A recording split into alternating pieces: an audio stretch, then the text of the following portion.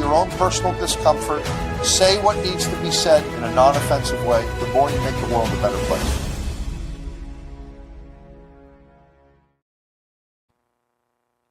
All right. Welcome, Facebook, Instagram, LinkedIn, and YouTube to Live at 5 on Tuesdays with Jumpstart Mastery. I'm Andy Prisco. Welcome. Great topic today from Brenda at B Branding, emotional regulation in high stress conversations. On Tuesdays, when we do these lives, we're interested in bringing attributes, skills, ideas, concepts from the crisis de-escalation, crisis negotiation world to everyday people during everyday interactions.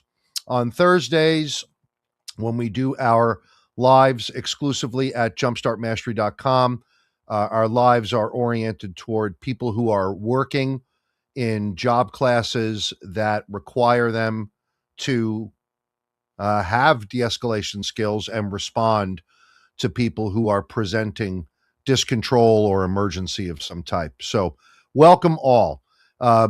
Again, great topic, very popular and very consistent with what our lives have been. And when I say lives, I don't mean our personal lives. I mean these live broadcasts. What we have been talking about lately, which heavily relies upon the work of dear friends and colleagues of mine that include Tony Blauer, Gary Nesner, Jack Cambria, Scott Tillema, Kwame Christian, and a host of people. We're all speaking this language right now and focused on discussing how people can better regulate their emotional state to de-escalate tension, to de-escalate situations. Sadly, our artificial intelligence and social media technology leverages the dopamine hits and the limbic system activation that occurs when our senses perceive people animating themselves from their survival circuitry. That means we are rubbernecking. Remember that expression when you were driving and traffic would slow down because everyone was looking to the left while they were driving on the highway and witnessing an accident, and traffic would slow down. People rubberneck when their nervous system witnesses other people acting from their survival circuitry. It's a magnet for our nervous system. So we naturally look at it. So when that's all that we're feeding ourselves on these things, what gets reinforced is that behavior. We're constantly modeled to act that way. I hope folks are thinking about that. I spoke about that recently in a live regarding how the media and the algorithms leverage attention. Say something, do something to get someone angry, then reduce the sophistication of your language to simple terms that they can hold on to. That was the core takeaway of that. But we want to talk about what we can do that better navigates those situations. What is it that we can do when we find ourselves becoming compromised in our ability to remain calm in the face of someone who is animating themselves? The outcome of that, by the way, existentially, the outcome of ongoing episodes of that places responsibility of your emotional state on the world rather than on you. I'll say that again. Tony Blauer is also fond of saying this, be careful what you practice because you could be practicing the wrong thing. If you constantly practice getting angry and allowing the messaging of your limbic system to animate your behavior, you will naturally conclude that the cause of that animation is out in the world. Therefore, something in the world has to change in order for me to be okay. Is that how you want to live your life? A lot of people do. A lot of people remain angry because the world will not adapt to their needs to be at peace. So very often people disengage the world. One of the reasons I think we have so many disaffected young men today is because of that. They want to withdraw from a world that constantly produces in them conditions where they feel discomfort and shame. So it's a lot easier to just avoid the stimulus. Well, what if it were possible to navigate the stimulus, to render it less powerful, or to render it mute? What somebody thinks about me really doesn't matter. How someone is speaking to me at this moment really doesn't matter. Is it possible to get there? Is it possible, as Jiddu Krishnamurti would say, to simply observe? Well, one of the gifts he gave us, and I've shared this previously, is in the act of listening, he says. In the act of listening, he says, when we are truly attentive, you may hear my dogs in the background. When we are truly attentive, we become free of all of their statements, true, false, good, or bad. Because when we are truly attentive, we are only interested in what we are observing. We are not appraising what someone else is saying. But that's a lifelong journey. So what are some practical tips for someone who wants to start on that journey in regulating their emotions during high stress situations, and they realize they're observing that this is happening? This is happening and it's changing, and I need to do something about it so that I don't make things worse. That is a reasonable and responsible conclusion to make when we are observing this. The place I get the most practice with this is in the relationships in which I am most vulnerable. And what are those relationships? They are invariably, for many, many people, they are their intimate partners, their romantic partners, relationships where we have need. I have need in my relationship with my spouse. I have need in relationship with my closest friends and my children. Interestingly, it's in those relationships where I am the most prone to present emotional dysregulation. So what are some things that can be practiced? Well, let's talk about when to practice them. Practicing them during the encounter is not the ideal time to practice. It's one of the reasons why we are asked to measure our blood pressure at rest and not during activity. It doesn't mean there isn't value in measuring blood pressure in activity, but that is only a snapshot. Blood pressure baselines are derived from when the body is at rest. The ideal time to practice self-regulation is when there is no stress, so that there is a clear understanding of what to hold on to. Is my sense of who I am secure? And if it's insecure, is there a way for me to observe that, question that, and revise that without necessarily being in a panic? I think a lot of people go to counseling and therapy. I certainly do.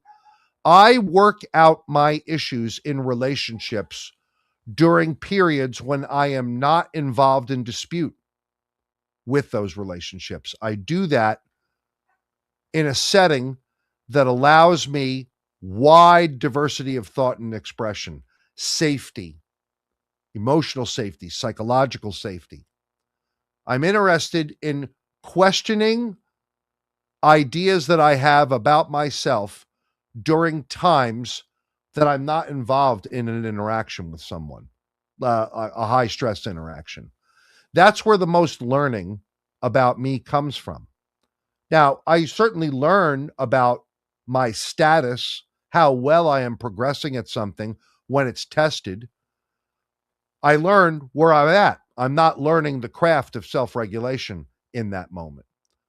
So, in that way, a takeaway to become better at managing your emotions during high stress is to learn about your emotions during periods of low stress, education about emotionality, counseling, therapy, um, uh, breathing exercises, things, yoga, body work, all of these disciplines thrive on their discipline services in periods when people are not in stress. The learning doesn't come from getting into a lot of high stress situations. The learning comes from the learning environment. The high stress situation is when it's tested. That's the first takeaway. What's the second big takeaway? Having a place to start, knowing what the first thing is that you're going to do when someone is presenting you statements, language, where you begin to observe that your emotional arousal level is increasing. In the crisis de-escalation method that we teach here at Jumpstart, we always start our interactions with validation. And why do we do that? We let someone else know that they are seen, heard, and understood so that we can reframe how we are being viewed at the moment.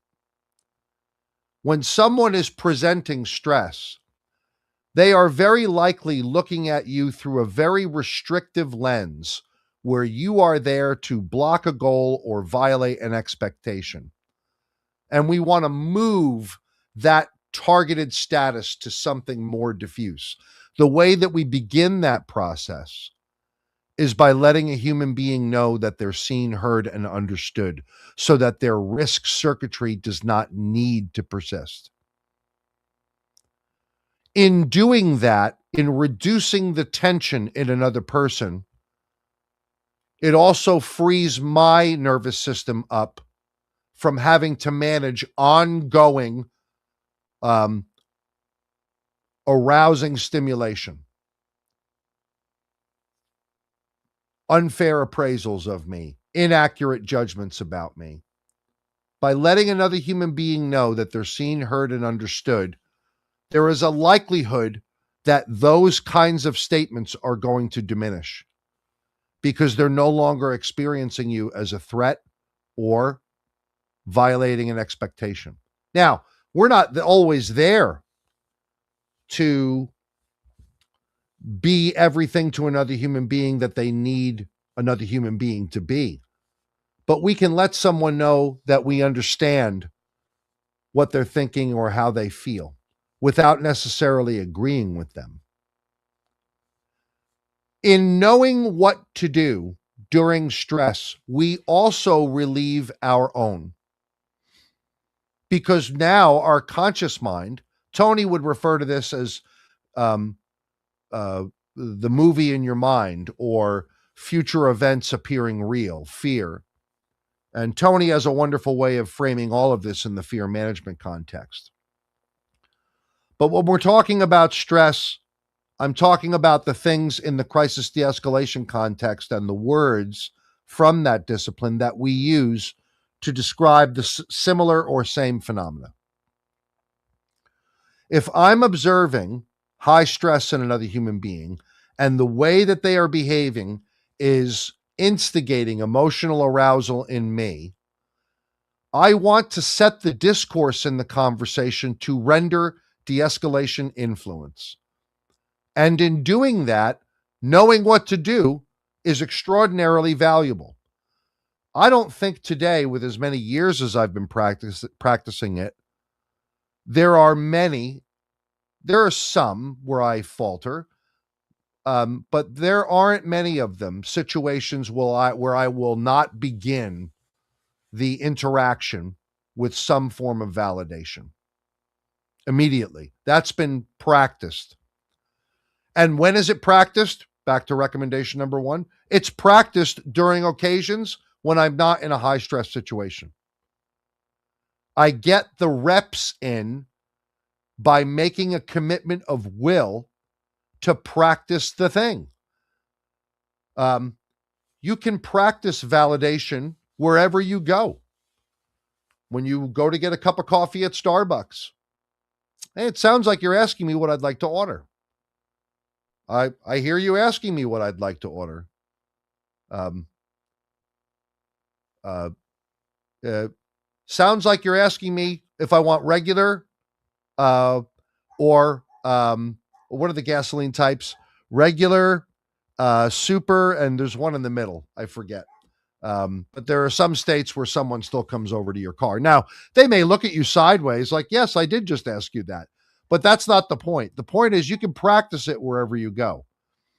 And if you practice it not that long, it doesn't take long to begin an interaction with some form of validation statement. And remember, we use the term validation. The validation term speaks to the active listening skills. And what are the validation levels that we can speak to? What's that whole spectrum of validation? It's anything from listening and observing, reflected what has been stated, articulating the unverbalized, hey, it looks like you're really angry when they haven't said they're angry, or validating in terms of their history or their current circumstances. Well, dude, I could totally understand why you would be enraged after losing your job and losing your partner and or being evicted from your home. Like, I could totally get why you hate the world right now, bro. The moment we do that, we send messaging to the other person's brain that it's okay to reappraise what's happening here, which has linkage to the parasympathetic nervous system, and people calm down. So I invite you to consider the multitude of ways that you can practice emotional regulation. When is the time to do it? The time to do it is not during high stress situations, but in low stress settings and times. Explore for you your values and emotions. Very often, it's helpful when you do this with another human being to understand why you think what you think, and to then determine how important is it if someone else holds a different worldview. Very often when people begin that journey, they begin to recognize pretty quickly what someone else thinks about me really doesn't matter. It really doesn't matter at all. And in the words of Jiddu Krishnamurti, if we truly listen with full attention to another human being, the likelihood of us even appraising what they're saying that way is considerably low, because we're so invested in listening. And in the listening, we're letting someone know we understand. And when we let someone know we understand, their need to stay animated in their risk circuitry diminishes. We regulate ourselves by knowing what to do and rendering influence on the environment. We learn about that during periods of low stress, not high stress. The periods of high stress test what we know. Imagine learning how to box while getting beat up. That is not the preferred training method of boxing. People learn how to box by breaking down individual skills, going to the gym, working with a coach. The fight, when the bell rings, is the test. It's not where the learning is happening. All of the learning was supposed to have been done before the bell. Take time, and it doesn't take much, to invest in understanding yourself between periods of high stress, and you will better regulate and manage your emotional arousal during stress, because you'll know what to keep. You'll know what to hold on to. I hope you all have a great afternoon on this Tuesday, and we'll see you on Thursday at the Jumpstart Mastery Network. Take good care. 10, 9, 8, 7, 6, 5, 4, 3, 2, 1.